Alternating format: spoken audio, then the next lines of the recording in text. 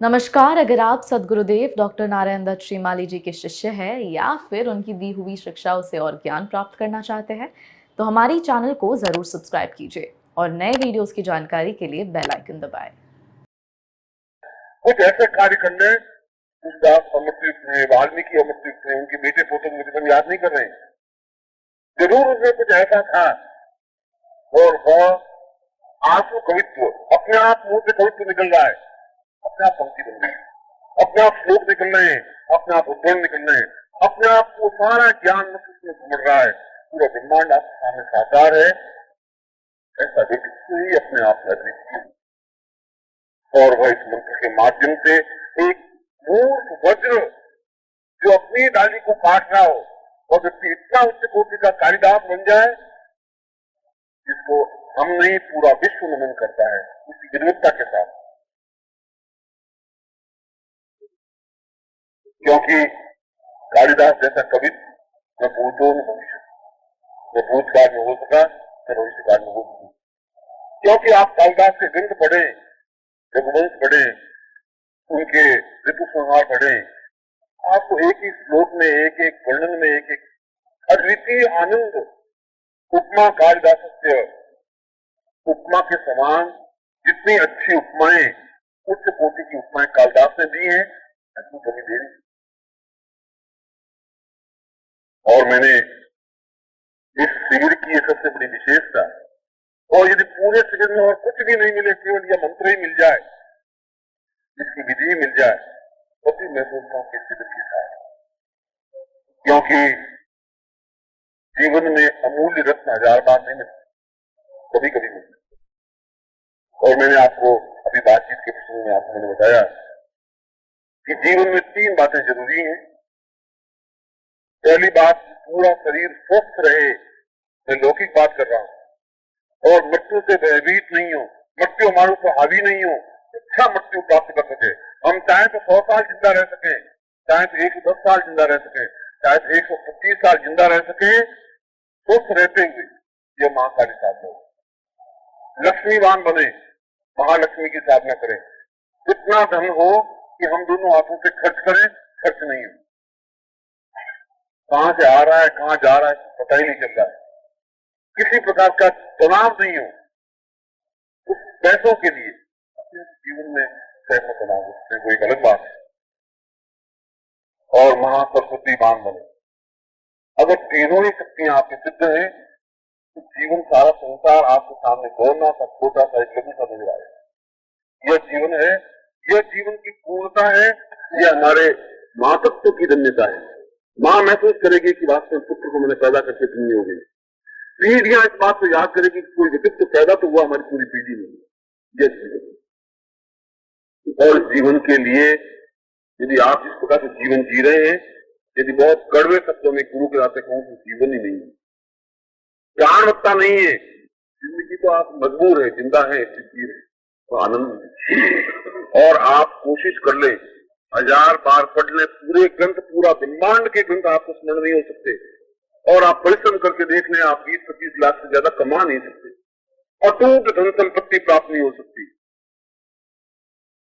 वह इस काली मंत्र में समय।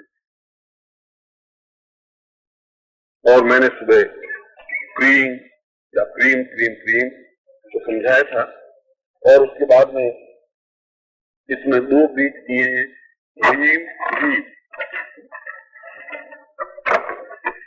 और दोनों ही बीज अपने आप में महत्वपूर्ण है। इसमें पहला बीज उच्चारण की बात बता रहा हूं, इसमें पहला बीज रींग शब्द से संबोधित है। तो अर्थ हो आपको मुझे बोला जाएगा HREENG,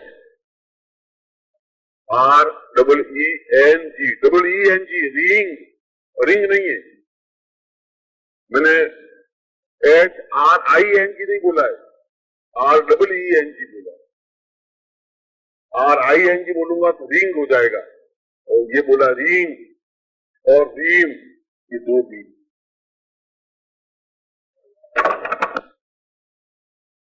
जो रीम शब्द बोल रहे हैं वो सही है, मैं विशिष्ट भेद समझा रहा हूं आपको इस समय, और यह विशिष्ट रीम और रीम मंत्र पूर्ण मंत्र है और यह पूर्ण मंत्र महालक्ष्मी का मंत्र है।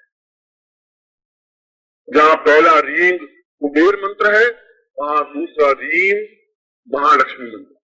कुबेर और लक्ष्मी का संयुक्त रूप और कुबेर लक्ष्मी के संयुक्त रूप में गणपति मंत्र की सार्थकता है। इस दोनों रींग और रीम शब्द के उच्चारण में तीन शक्तियों का, कुबेर शक्ति, महालक्ष्मी शक्ति और गणपति शक्ति का स्वयं समावेश है। इसलिए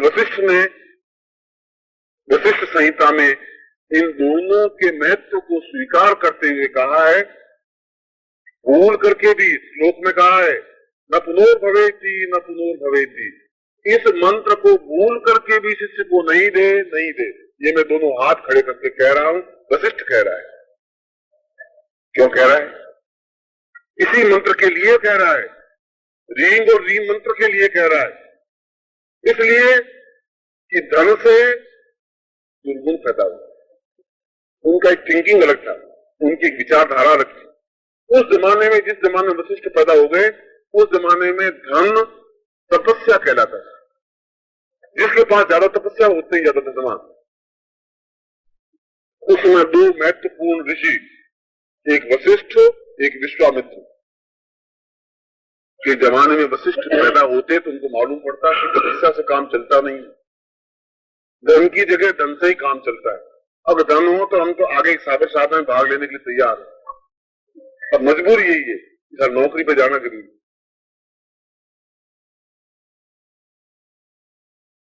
और उस अद्वितीय धन प्राप्त करने के लिए, अद्वितीय शब्द लगा रहा हूं,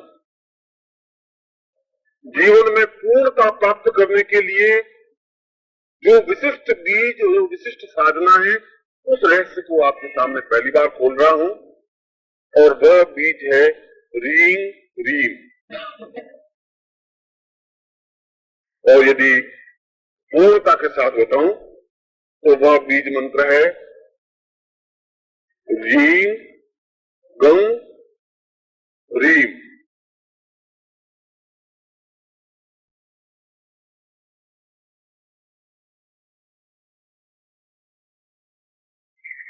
इसके लिए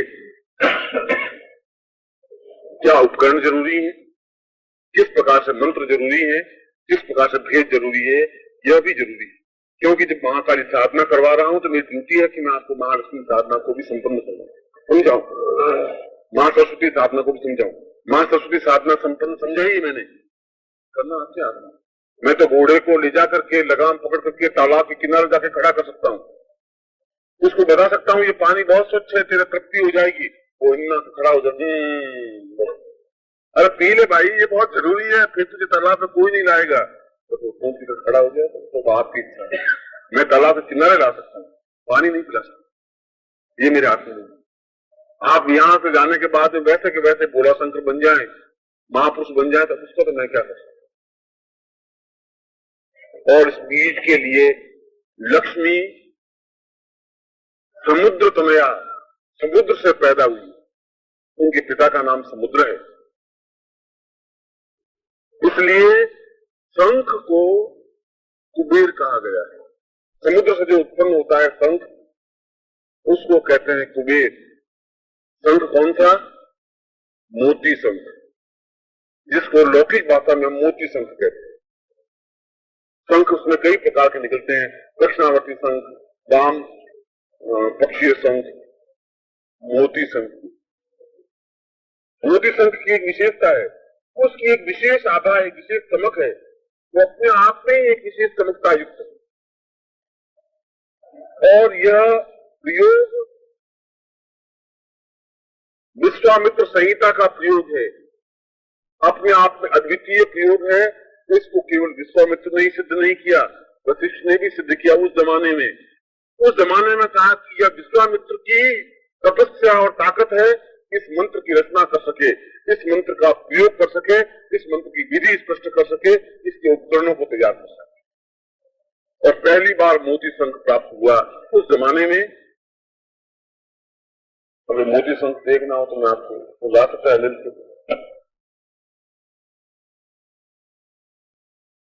मगर यह प्रयोग अपने आप में अद्वितीय है। उस मोती शंख को किसी भी पंचमी के दिन, पांचम जिसको कहते हैं, प्रति एकम दू ती चौ पांचम, या किसी भी बुधवार से, कोई भी हो, उसमें कोई फर्क नहीं पड़ता, चाहे पंचमी हो चाहे बुधवार हो, क्योंकि बुध लक्ष्मी का और कुबेर का और गणपति का दिन कहलाता है। आप इस प्रयोग को देखें, इस प्रयोग को करें, आपको महसूस होगा कि इस प्रयोग में कितनी ताकत है। मैं बताता हूं, क्योंकि यह प्रयोग आकस्मिक धन प्राप्ति का प्रयोग है, यह लक्ष्मी क्षरण प्रयोग है, यह कुबेर प्रयोग है, यह अपने आप में अद्वितीय मंत्र प्रयोग है, लक्ष्मी के लिए महालक्ष्मी प्रयोग है। उस मोती शंख को बुधवार के दिन प्रातः काल सूर्योदय से लगा करके 1.5 घंटे के भीतर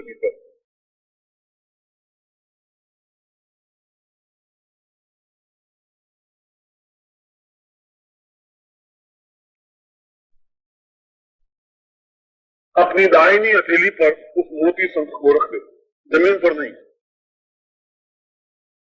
उसका मुंह खुद के सामने हो और सफेद धोती पहन ले, सफेद धोती ओढ़ ले,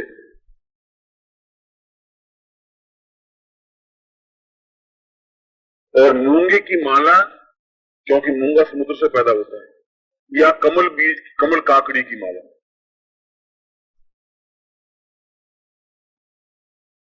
या कमल गट्टे की माला,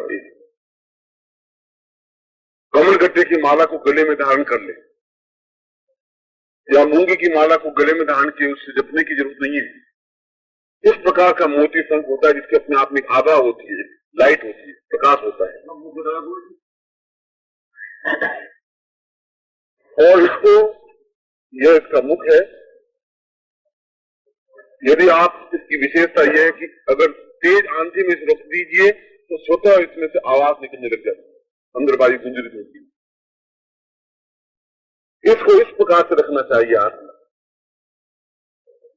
यह हथेली हो, यह अंगूठा जुड़ा हुआ हो। पूर्णत्व पंचमी, ये पूर्णत्व का प्रतीक है, ये पूर्णतः मुद्रा है। जीवन में पूर्णत्व प्राप्त हो तो पूर्णत्व प्राप्त हो, और इसको इस प्रकार से रखते हो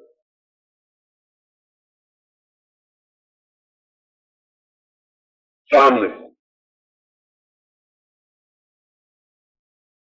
और फिर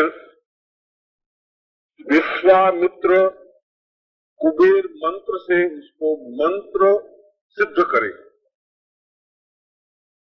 नमस्कार, अगर आप सद्गुरुदेव डॉक्टर नारायण दत्त श्रीमाली जी के शिष्य हैं या फिर उनकी दी हुई शिक्षाओं से और ज्ञान प्राप्त करना चाहते हैं तो हमारी चैनल को जरूर सब्सक्राइब कीजिए और नए वीडियोस की जानकारी के लिए बेल आइकन दबाएं।